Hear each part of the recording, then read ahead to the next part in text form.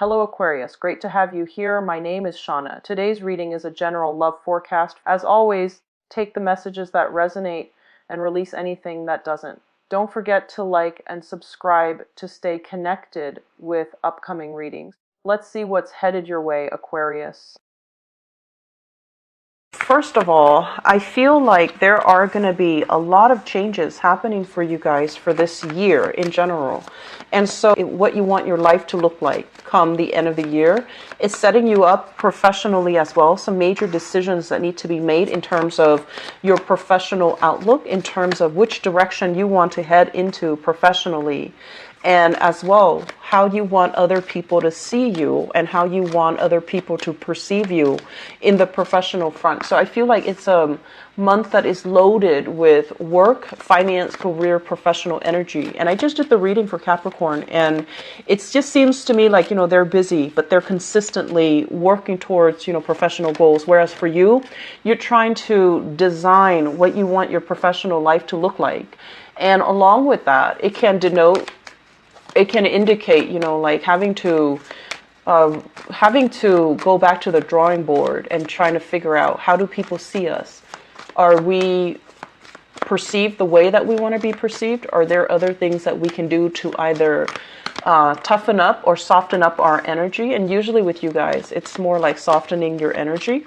And are there other things that we need to focus our attention on? So I feel like how other people see you, how you interact with other people, it's really important for you. And that's what the bulk of this reading is going to be about, how to reinvent your image and how to get yourself to the point where you start to feel, like comfortable in your own skin. Okay? So let's go into this reading. So these are going to be your prediction cards, and this is going to serve as your spiritual advice, okay? Let me just talk a little bit about what's coming in here. This is your energy. So we have here the Queen of Swords, okay? And you can be male or female watching this. This is somebody who's a little bit like, I want to say jaded with life, okay? I feel like there were a lot of harsh words thrown your way. And I'm also sensing like it really forced you to toughen up, to build up this wall, to build up this exterior, to not let people's words, not let their opinion, not let their energies affect you or infect your energy. So I feel like you've had to toughen up, and you've had to like say some pretty harsh words that are reminiscent of the truth. It's based on the truth, but it had to be delivered in a very clear, succinct way, stronger, wiser, and smarter. And you're also very, very good at learning to say no to people, learning to conserve your energy, and not be around people who are problematic, who are false, who say a lot of things, but they don't mean what they say.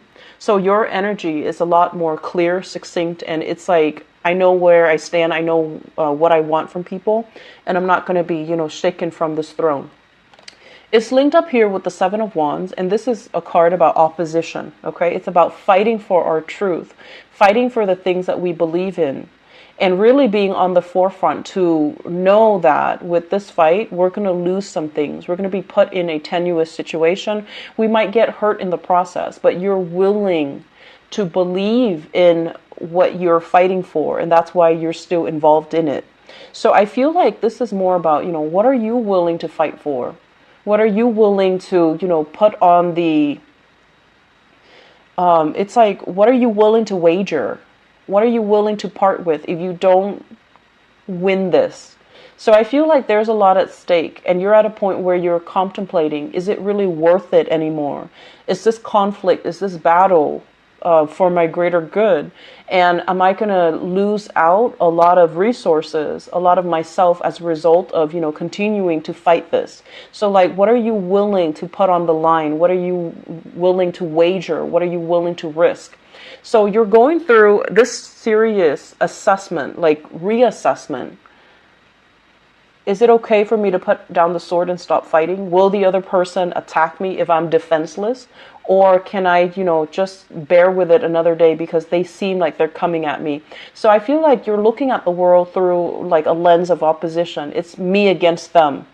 And there isn't a compromise that can be had with this, okay? So you're kind of like at a stalemate, constantly thinking that people are going to attack you, are going to be in opposition to you. So the major theme here, I feel, is being defensive when you might not need to be, when the situation might not call for it, okay? And thinking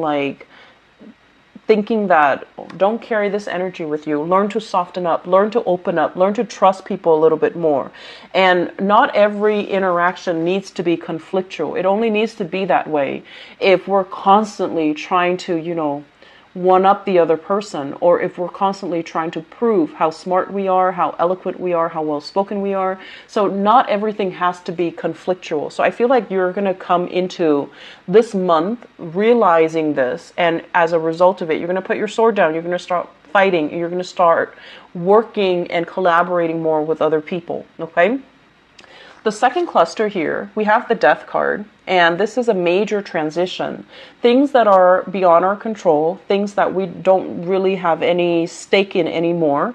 So you're going to be making a major transition, a major shift here, walking away, moving away from a situation that made you very defensive, that made you constantly have your guard up. And even, I want to say, trust issues for many of you guys in relationship, trust issues from past relationship partner that really clouded your judgment, that made you constantly like weary and suspicious of your current partner.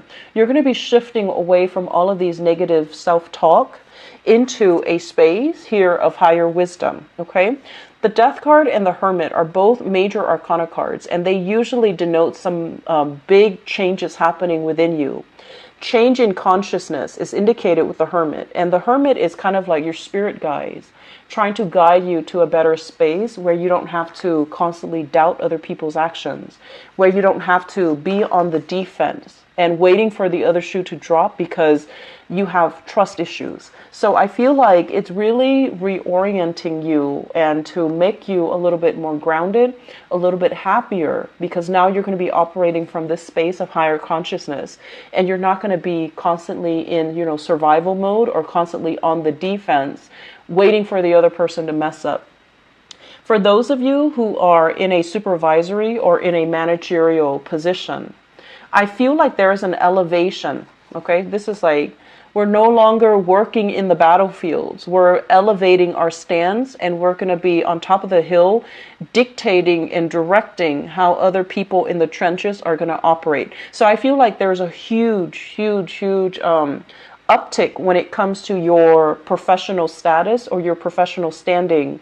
You might get some promotions for many of you, or for others, it's like you're shifting into a very prestigious position where you're kind of like the general that leads other people, that tells other people what to do, that tells other people where to go, rather than having to get in there and get your hands dirty.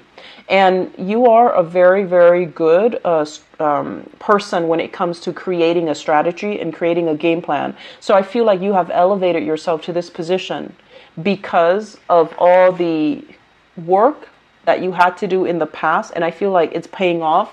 So now you're being brought into a position of higher standing and higher power where you have a lot more control over other people, okay? Overall, this is a really good cluster of cards. It indicates to me like, raising your consciousness, raising your vibration. It's like rising above it is what I'm hearing, like no longer involved in this petty quarrel, rising above it and becoming a better person as a result, okay? Being a more insightful and a more conscious person. Next up, we have here the Eight of Cups and the Queen of Wands. So this is a relationship cluster. And what it denotes here, if you are dealing with a fire sign, so this is a Sagittarius, an Aries, or a Leo, a sun, moon, or rising fire sign, okay? And this is a person that is very proud. And I want to say as well, there's this energy here about this card where it's somebody who's very, I want to say a little bit superficial, okay? And this is not going to apply to all of you, but I feel like this is somebody who is a little bit extravagant when it comes to their spending. They're always, dressed really nice. They can be, like, they want to command attention. So they want to be center stage. They want to kind of hog the limelight. And I feel like they're not a bad person, but they can be very, very stubborn. Fire signs in nature are very, very stubborn. But with this card, it usually indicates to me someone who's a little bit territorial. Okay? It's like, what's mine is mine. You cannot touch it. And they can also be very good mothers and fathers, like very good parents, because they're fiercely protective of their kids. But when it comes to disciplining their children, they feel like, oh, my kids can do no wrong. So they're very, very territorial and defensive when it comes to their clan, when it comes to their children, when it comes to things that belong to them. So they can get really competitive as well. I feel like there has been a long-standing relationship with this fire sign. So Sagittarius, Aries, or Leo. And there were many, many years. The Eight of Cups signify a situation that we've invested a lot of time in. And it's not possible to recoup the time. It's not possible to fix things. So you don't have a choice but to emotionally kind of walk away from this person. I'm also feeling as well, some of you are in a relationship here with a fire sign. You're not physically away from them, but emotionally you have checked out. And I'm also sensing that their energy is very strong and very combative. And you feel like you might not have the right weapons to defend yourself against them. So rather than telling them, oh, I'm done with you, I don't want to be in this relationship anymore, I'm sensing some of you are a little bit afraid to kind of walk out on them. Some of you are not in love anymore, but you're kind of afraid to take that big leap to walk away because you're afraid of them. Okay, so this is like afraid of what they will do in retaliation, afraid of the wrath, afraid of the explosive, I want to say, it's like the emotional turmoil that's going to be coming up if you say something that this person doesn't want to hear. So I do feel a little bit of fear here. One person is overpowering another person. And it's really rare for me to see this in Aquarius people, but I do see a lot of conflicts here overall with fire signs, okay? For others of you, I'm sensing like this could also be in a work situation where you're seeing somebody, suffering. You're seeing somebody feeling very dejected, not being able to get what they want out of life and having to, go from one place to the next. So you might be dealing with people who have very little resources. You might be in a position where you're trying to decide, where do I siphon the resources to? Who do I help first? Trying to triage, trying to take charge of a situation. And I feel like you're in a position where you have a lot of power and you have a lot of influence. And you're trying to do the right thing, okay? But, you do have a soft spot. You do, Aquarius. And you are easily taken in by somebody who's showing a lot of distress, who's showing a lot of discomfort, who's showing a lot of, who's starting to show a lot of emotional turmoil. So I feel like you can be easily swayed when you're dealing with people who have very little. So I feel like you're trying to, in some capacity, in a work front, appease other people, okay, while maintaining kind of like that professional distance. And it's becoming very, very difficult. And so that would explain why at the beginning of the spread you show up here as the Queen of Swords, where you're just trying to go through the day, but then towards the middle of the month you start to soften up your energy. You start to be a lot more people oriented. You start to be a lot more helpful, and you start to kind of like take charge of a situation because you want things to go a specific way. So there's definitely a shift in your energy where you're a lot more, I want to say, sympathetic, okay? If at the beginning it's all like me versus them, I feel like there's a lot more collaboration coming through. Next up, we have here the Prince of Pentacles. So this is an earth sign, Taurus, Virgo, or a Capricorn, Sun, Moon, or Rising. This is somebody who is really, really, really, really, really slow to act, okay? And I feel like for some of you, this can be like their moon sign, or they embody this energy and they don't even have to be an earth sign. But here's the characteristic of this person. This is somebody who is, they're not like extravagant when it comes to their spending. Okay, they're not extravagant when it comes to, the places that they eat, the car that they drive, the clothes that they wear, the house that they live in. They're very practical. They're very resourceful. And for many of you, this is a really handsome person that you're dealing with. So I feel like for some of you, this is a relationship partner where they care about you, they like you, but unless their life is sorted out, unless their life is going well, unless their life is smooth, they're not going to be able to offer anything solid and concrete with you.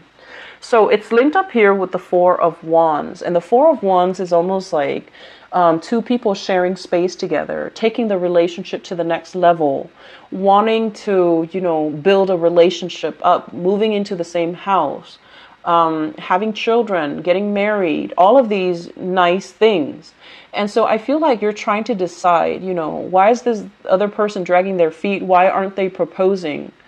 We've been together for so long. Why aren't they making a move? And I feel like they want all of these things, but they're looking at the resources at their disposal, and they're feeling as if they're not wealthy enough, or they can't really afford to give you the lifestyle that you deserve or the lifestyle that you want. So you have a partner here. You need to understand where they're coming from, how much they're making, and whether or not having this opulent lifestyle is going to be appropriate for the both of you. And I'm also sensing, they want to build up their wealth because they want to give you more. So it's really important to be patient, and it's really important to, exercise, like gratitude for what we have, okay? Because where they're at, they can offer you only so much. And I feel like you want more out of the relationship. And obviously, this is a stable relationship partner. They care about you.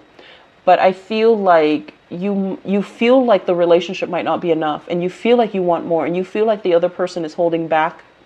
And you feel all of these things, but I'm just sensing, it's a different sign, different suit, and they're going to take their sweet time. So you have to be really patient if you're dealing with this person, okay? I feel like in terms of longevity, this can really work out. And this is not just, somebody that's going to be here today, gone tomorrow. This is a good foundation here for a brand new relationship. And this can be a good foundation as well for a really good, stable relationship, but I feel like it just needs a lot more time than you're giving it, okay? So don't be impatient. In terms of your spiritual advice, let me read the cards all together. So we have here the Nine of Swords, the Justice card, and the Prince of Wands. I'm feeling for those of you who are dealing with a divorce, and especially if you're dealing with a Libra, first of all, or a fire sign, Sagittarius, Aries, or Leo. It's causing a lot of stress and strain, and it's a situation that is going to be sorting itself out. So I don't feel that you need to worry. They are also saying here with this Prince of Wands, this is the Knight of Wands, take some time off to be by yourself. Take some time off for traveling. Take some time off to, kind of recoup your strength and to get yourself out of this mental prison. So staying at home, recuperating, I don't feel it's going to serve its purpose for you. You need to be outside, expanding your energy, interacting with a lot of people to get your mind out of this, because I feel like this is one thing that you can't really have control over. So if you are in any type of a legal issue concerning either a Libra person or a fire sign, and you're trying to extract your resources, you're trying to come to an amicable agreement, it's going to take some time. It's going to resolve itself. In the meantime, there isn't anything you can do. So take the time off to, travel, to go wherever you need to go, and to kind of live your life right now, rather than being stuck here in this uncomfortable space where you're guilt-ridden and you're constantly worrying, okay? Additionally, what I'm also feeling as well is I'm sensing for many of you, there is a major theme here about looking at rules and regulations with the Justice card. It's about rules of movement, restriction when it comes to movement. Are there restrictions? Are there rules set in place to restrict your movement or to restrict other people's movement? So I feel like you're learning a lot of technical things, and you're kind of beating yourself up over whether or not you're able to absorb the information. So once again, it's kind of like this. A lot of information is being thrown at you. You're trying to tackle everything one by one, and you're exhausted. So don't be so hard on yourself, Aquarius. When you're not getting something, you can get very, very riled up, and you can also blame yourself for not being able to be smart enough or not being able to. You are also your worst critic, okay? So the point here is take it easy. Take care of your health, and especially your emotional health. Rely on other people. Speak to somebody who has, experience if you're having trouble understanding things or absorbing the information, okay? I feel like it's going to be very focused on foundation in career, building up your new career, and being seen in a limelight where not only are you competent, but you want to be a team player as well. Okay, so I feel like you're growing into your ability to collaborate with others, to work with others, to be very popular, and to attract new friends and new social, encounters. Okay, I'm gonna leave it at that. I'll be back for your mid-month reading, the middle of the month. Okay, take care of yourself, Aquarius, and I'll talk to you soon. Bye bye.